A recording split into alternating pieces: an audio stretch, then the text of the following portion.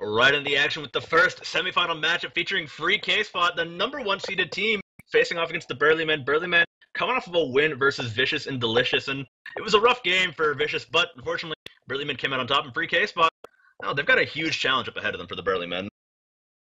Yeah, a huge challenge, but I don't think that they're necessarily not prepared for it. Burly Men showed a pretty good performance last game. In the long run, they had a couple of early iffy moments, and their soul lane kind of got bullied out just a bit, but I think that they can overcome that issue.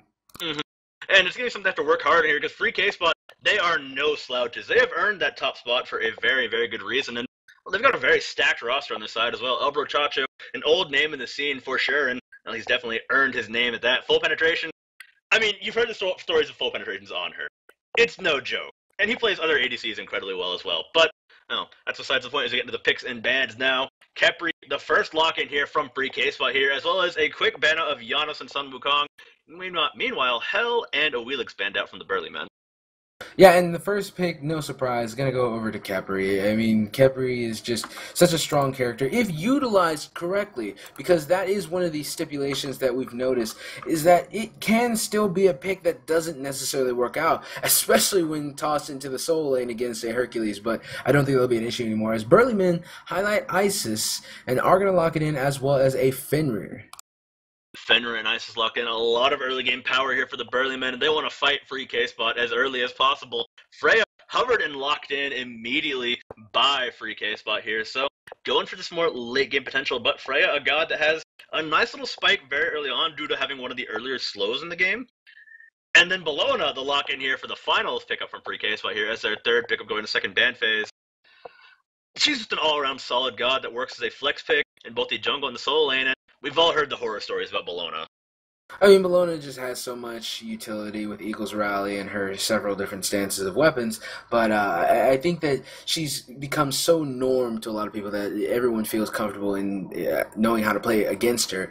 And I'm still interested to see if whether or not Burly Men are throwing this Fenrir against her as a soul lane matchup or just keeping him in the jungle. Either are very respectable, but Geb going to be the final lock-in for Burly Men as we get into these next bans, and it looks like Burly Men are thinking about this one for a little bit, and they'll go with the Thanatos ban.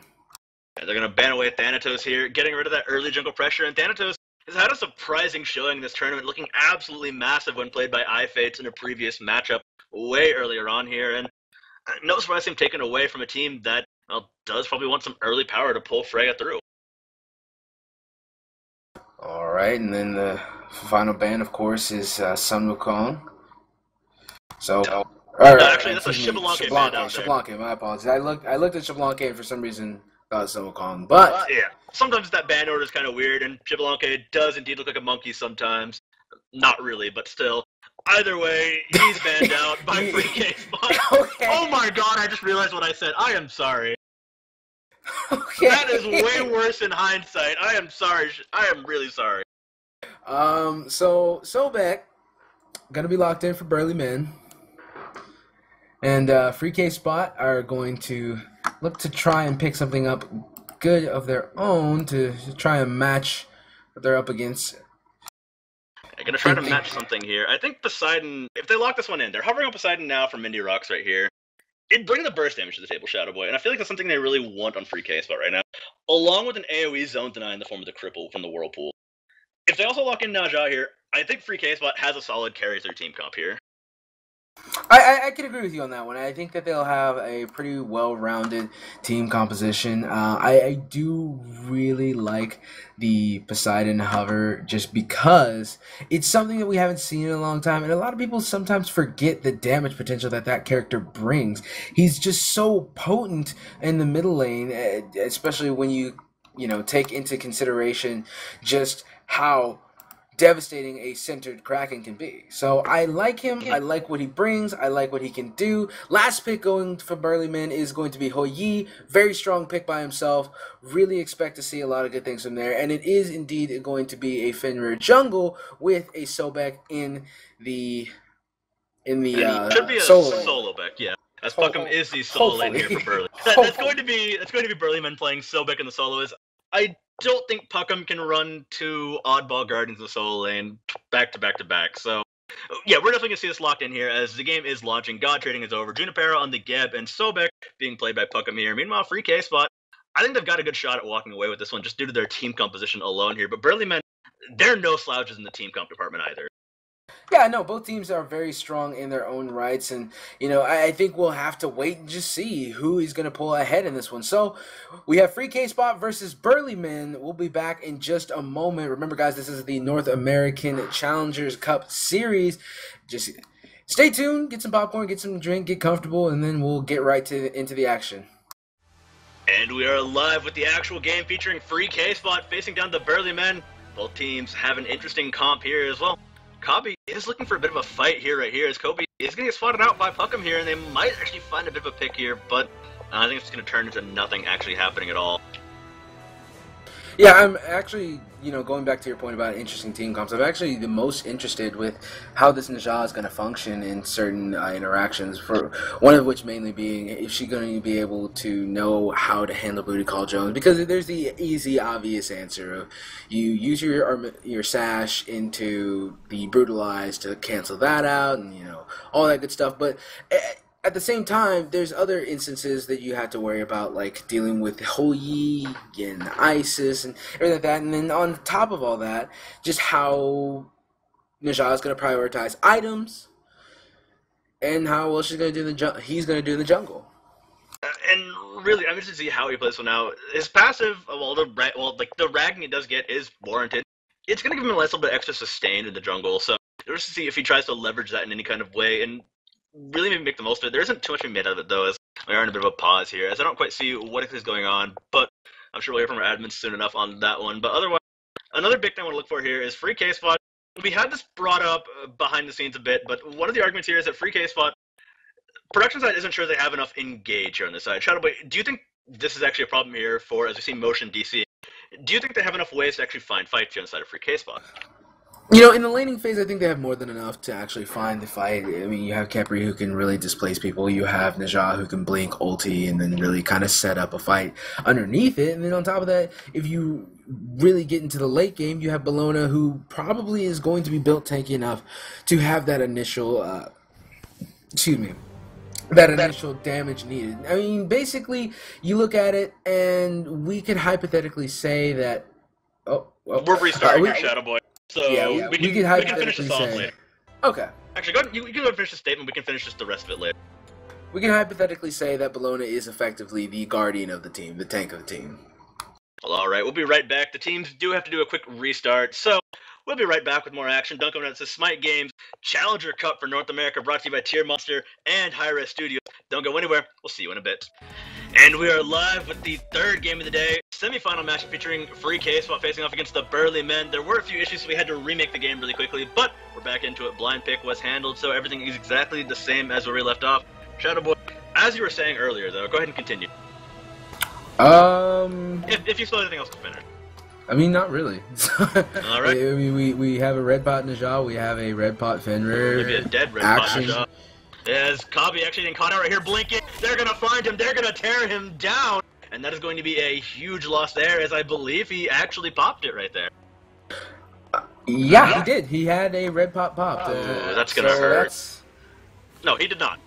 He didn't even buy it yet. He didn't even buy it yet. He was warding, then he was going to buy it. So this time around, he hadn't quite bought the red pot yet, so safety there. However, Blink used to get the kill. Geb was the one who finished it off, so a little bit of a sigh of relief that it didn't go on, say, Fenrir, who has similar aspects of a Thanatos. If he's coming out of the jungle, then he can really bully really hard. Brutalize does a lot of damage, and there's not too many answers to it for some of these characters. For example, Mindy Rocks does not have a good answer, actually, to a Fenrir Brutalize, nor does Freya, except for Vanish. And if that is used already, then she's pretty much out of options, with the exception of her ultimate.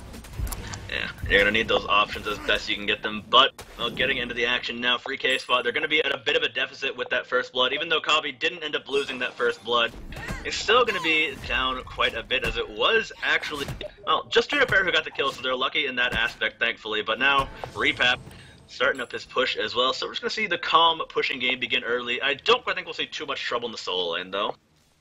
You have to imagine that Soul Lane is going to be a quiet place, but at the same time, we thought the same argument could be made for Hercules versus Khepri. So I'm going to reserve the right to say that something exciting could happen here. But at the same time, it should be a pretty quiet matchup. It should be, and likely is to be here. His motion, well, he's not probably going to find anything really in Pucmm. He's got plenty of ways out of an engagement as well. They're both fairly tanky. I think it's going to take some explosive action, such as a jungler getting involved, to really make anything happen. But, well, we assumed the Hercules matchup would be the quiet one last time, but we know how wrong we were there. So, over in the middle lane, it looks like they might be thinking of a kill potential, as Fenrir is going to just throw out some damage. There's the stun ball, there's the wing guts, second blood, going over to the Ninja, I believe, as Repap going to find the revenge kill onto Poseidon. Yeah, found his revenge kill right there. He's actually getting quite happy here. He's got that kill. He's made back up for that first blood going down, and did that with the red pot as well, but Burly Men still holding a solid lead. Free Kspot actually farming their way back up into this game quite nicely so far. So, picking up that kill, although they did lose the return kill on that one, going over to Repap again, they still secured something quite nice there for themselves. Isis sitting pretty happy on her purple bot, especially after she got that kill. Over in the duo lane, however, it's pretty much a slow burn going on. Nothing really exciting here. Both supports are pretty passive in playstyle, and when I say passive in playstyle, I mean they don't exactly give a huge contribution to clear. Like, say for example, a Ymir. Yeah, they're not the kind of like early kill, early clear gods you normally see. I mean, yeah, there's a lot of kill pressure here, and the fact that if Elbrochacho finds a pluck on his abduct, that's going to be a pretty guaranteed kill into xLoux if he can't find a way out with that dive bomb, or if he's even missing that dive bomb.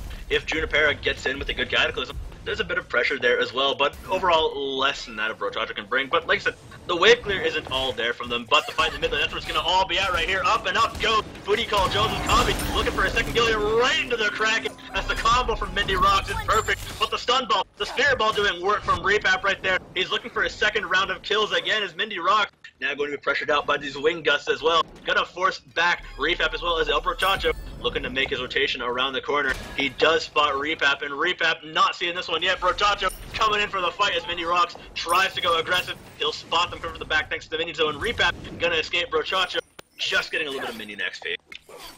Yeah, Isis got full minion XP, was able to put a lot of pressure onto Poseidon, and is now just going to comfortably back and get the Shoes of the Magi, so electing for more damage onto Isis this early on, especially since she still has a little bit of time on that purple pot. Flash over to Solo Island, though. It looks like a solo island. I mean, it's kind of what we expect to see for Solo Island. They're going to just kind of back up, fight each other a little bit. Pucmm, well, there might be a bit of excitement here as you see BootyCallJones trying to get involved. A nice pluck from Pucmm right into a Ragnarok here, and this is the kind of explosive action we need to see in the solo lane. BootyCallJones picking up a free kill, easy enough right there, and not losing anything as free Kspot, not quite in position to really engage any other objectives around the map.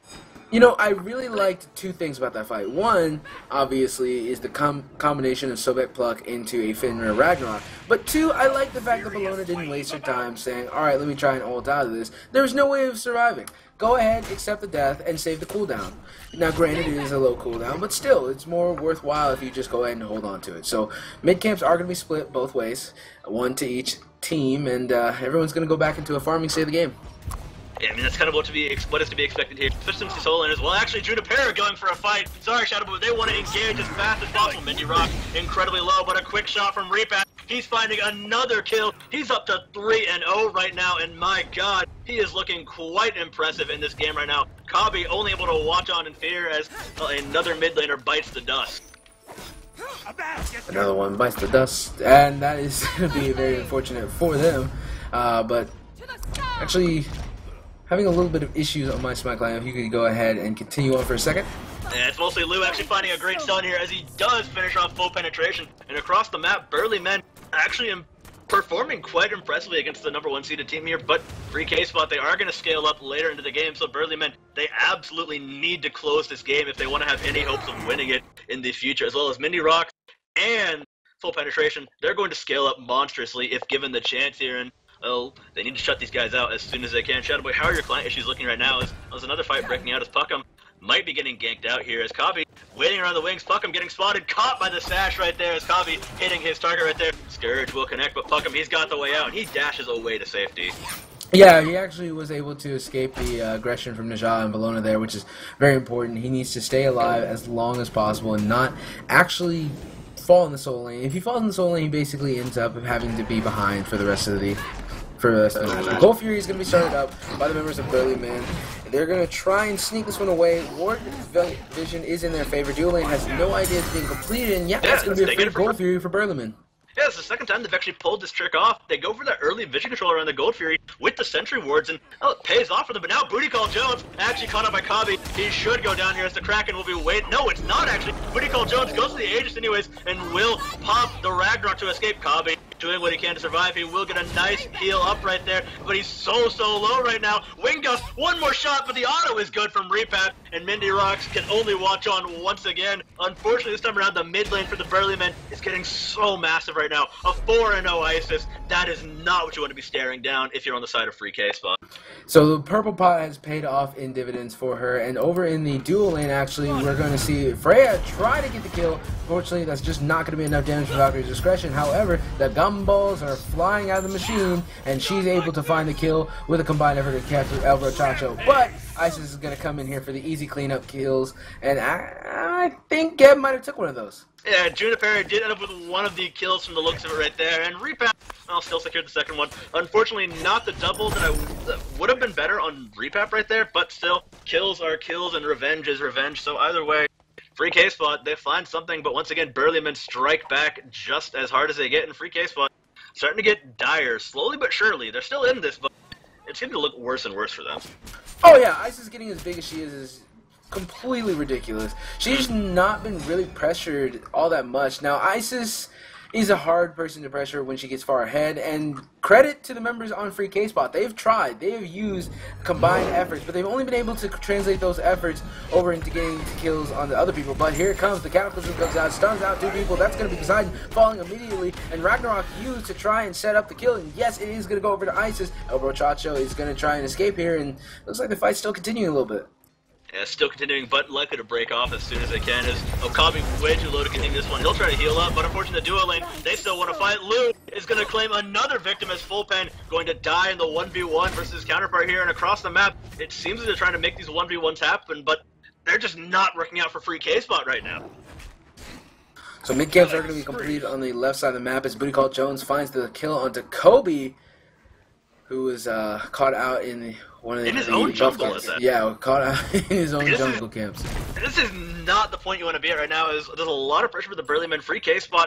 They need to find some way to gain back control of their own jungle right here. And if they give this up here versus the Fenrir, which it's hard to do, mind you, it's going to get worse and worse. Now there's another fight breaking on the duo lane. Elbrochacho might have found a big kill here as he dive bombs away right as the Kraken land. But Elbrochacho still on the hunt. He can still find a Geb if he wants to. He's lurking for it and looking for it. One quick grab, and that'll be the end of Junipera here. He goes to the rollout, but he finds him before the rollout finishes. Junipera is dead to rights right here. Tries to find the shockwave, but Lou, there's not much he can do. He gets rooted out here, and this is another kill going down as Elbrochacho. He's landing skill shot after skill shot and doing an incredible job there, beating kills in his team. But Lou actually might escape here. He gets out with the Falcon Destruction, going to end his life right there. Mindy Rock, he's caught in the ultimate here. Junipera, actually not Junipera, Pucmm this time around. Is Repap going to fall? But Burly Men, they're going to try to find something with the Pucmm shot right there. Meanwhile, FullPen, he's going to get saved by Copebby, bringing in the ulti here, but Elbrochacho, he might have stepped a bit too close. They're trying to line up the crowd control. He's playing so aggressive despite how low he is. The root will land on the Pucmm, and Elbrochacho, he's still alive in this. Kobe, so low, but he doesn't care at all. He's trying to find the sash. He did find it. One or two more shots. If he can land a stun, this will be big. Pucmm tosses him back. He needs one sickening strike, but the gumball, they're good. That could be the damage. No, he fell short just in the end. But this time, Elbrochacho, he's waiting. He's grabbing him out, but this time, they're going to punish. However, Motion, he's waiting in the wings, but he can't secure the kill again. A game of maybe is not working out for free Kspot here, as the beads, they're actually not coming up, but the Aegis will from BootyCallJones. This time, Motion is ready and waiting. He's going to find the kill, but still, Burly Men coming out just about even with free Kspot here. Kspot still striking back ever so slightly. Amazing fighting going on, especially when you consider how low all the members of Free Kspot were that entire time. Najah was just baiting out, FullPenetration was just baiting out, and they just kind of kept sitting there and saying, alright, are they going to go? Are they going to commit? Are they going to keep trying to come in? Now, that being said, Free Kspot is still not in a great position this game. They're down a huge amount of experience and a even, you know, scarier amount of gold, 3K and 6K respectively, so it's not looking good for Free Kspot if Burly Men get too much further ahead, especially since ISIS is only going to get worse. It's only going to get worse from here on out. All these characters can scale up quite nicely. Free Kspot may scale slightly better in the end, but if you can't get to that end at all, it's not going to matter too much. I mean, Elbrochacho made a lot of excellent plays in that engagement, but well, it didn't really amount to enough. Unfortunately, Balance almost connecting onto Elbrochacho with the mark on him right there, right as the Gold Fury is respawning right now, so Free Kspot have to be getting in position for this one as soon as they can. Gold Fury is going to be a very big priority, especially at this sensitive point in the game. Who's going to be the one to take it is the question. Yeah, it's gonna have to be going. If Kspot wants to win this, they have to somehow contest out this Gold Fury. If they end up losing this to the Burly Men, they're going to fall so far behind that it may be a point where it's going to become them having to rely on Burly Men to throw the game away from to actually pull it one back. But even then, it's going to be a hard thing to fight over as Burly Men, they're going for this right into DC here, and well, this is going to be really rough for Free Kspot here. They're going to try to find a way through this one, but there's so much damage here. They're going to try to engage on BootyCallJones right here. He's going forward, and he's forcing them away from the Gold Fury. But Cobb coming in from the backside. He's got a shot up in a certain direction. It might be more than enough. It's going to detonate as Burly Men does receive the Gold Fury right there. Repap fires the Spirit Ball, and maximal close range. Close shot, and a quick kill for him. They're trying to fire the gumballs, but there's way too much tankiness, way too much damage inside of Burly Men, and there we go. That is going to be the Gold Fury going in their favor. Mindy Rocks, unfortunately, DC right as the fight was starting up, so no pause available for them at this time, but I'm expecting one to come out in the near future here. I mean, there's just too much damage coming out from ISIS. It's just ridiculous to expect anybody to survive a circle protection or a spirit ball of that magnitude. ISIS is level 15 versus Najah, who is level 10. It's an absolutely insane amount of damage, especially with the level lead ISIS had. Like it's almost impossible to really fight back into. This is a level 15 ISIS, like you said. The next closest, Mindy Rocks, level 11. Motion, level 13. They really need Motion to be here in these fights, and even then, I don't think he's tanky enough at this point to really fight off an ISIS of this magnitude. He is going for some extra magic resistance, going for that bulwark. Well, not a bulwark, actually. He went for an item we haven't really seen in a long time. Going for the shield, actually. Yeah, I mean, it's something that it makes sense here, yeah. Yeah, it makes sense right now. It's very uncommon, but it makes sense. Lower some of that damage and get some protections, get some physical power. But I think more interesting to me right now is taking a look over this Poseidon build, who did elect to go for the Shoes of Focus. The new Shoes of Focus, he thinks that those are more appropriate for him than damage right now. And I don't know if I necessarily agree with it, because you look over at his player damage is very low, but beads used by Sobek to avoid the Najah ultimate, so that's really funny, actually.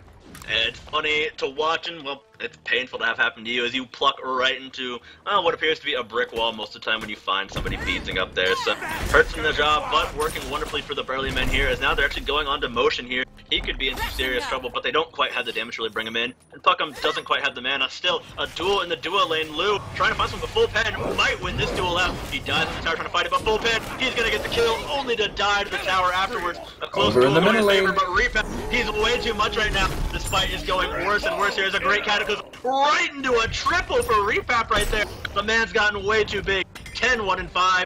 I think, unfortunately, it has to come to that surrender here as Repap, he just got too big. Far too big, and the fact that you don't have any winning lanes. You look at the score lines: 1-1, 1-6, 4-5, 1-5, 1-4. There's just nothing going well. I mean, that's been kind of a lot of the games we've seen, is that there's a couple where the fights were a little bit more even though the score lines were pretty bad. But in this particular game, like this one and the last one we just watched, it was a pretty much one-sided affair. And I think even more appalling to me is looking at the Poseidon player damage in comparison to everybody else. 2.8k, even if you're behind, the Kraken should still be able to get you up in the 5k region, but he was really lacking in some damage there. It was unfortunate. Mindy Rocks also did end up DCing, so we might have been seeing some laggage on that end, but at the end of the day, you've got to have that reliable connection if you want to be able to play in these upper tier games. So unfortunately, that'll be a defeat going to Free Kspot, the #1 team. Also, I did just have our production whisper something about a giveaway in my ears, so Oh, keep your eyes on chat and keep your eyes on the stream for a major giveaway coming up soon. Either way, we got to get prepped and ready for the grand finals, or possibly a lower tier game, if a lower tier semifinal game, if we don't quite have the game ready enough. But soon enough, we'll bring you more content. So do stay tuned. This is Smite Games Challenger Cup, brought to you by Tier Monster and hi-rez Studios. Don't go anywhere. We'll see you in a bit.